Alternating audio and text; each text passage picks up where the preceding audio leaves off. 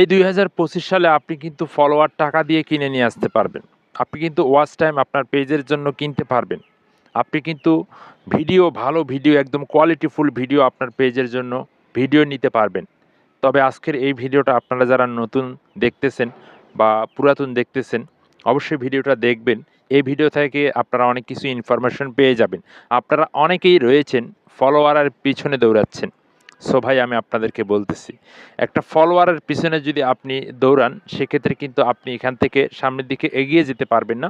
আপনাকে অবশ্যই যে কাজটা করতে হবে, প্রথম অবস্থায় আপনাকে ভিডিও কনটেন্টের দিকে ফোকাস করতে হবে। আপনার ভিডিওটা কতটা সুন্দর হচ্ছে, আপনার ভিডিওটা কতটা মানুষের উপকারে আসতেছে। সো আপনাকে এই জিনিসটা মেনে নিতে হবে যে আপনার ভিডিওর কোয়ালিটিটা কীরকম আপনি করতে পারতেছেন।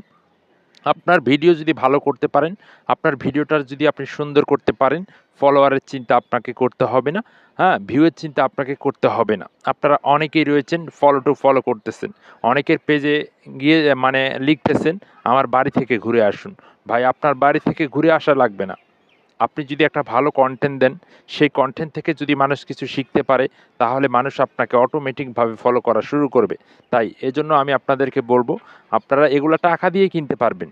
কিন্তু আপনার যে ফেস কাটিং রয়েছে, আপনার যে প্রতিভা রয়েছে, আপনার প্রতিভা দিয়ে যদি আপনি কাজ করতে পারেন, সেই প্রতিভা যদি আপনি একবার ফুটিয়ে তুলতে পারেন, আপনাকে আর কারো কাছে যেতে হবে না, আপনার পরিচিতি বেড়ে যাবে।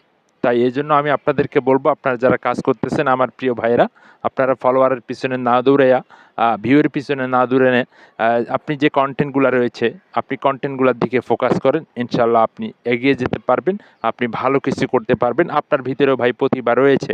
আপনি যদি সেটা বের করে একবার তুলে ধরতে পারেন, ইনশাআল্লাহ এগিয়ে যেতে পারবেন।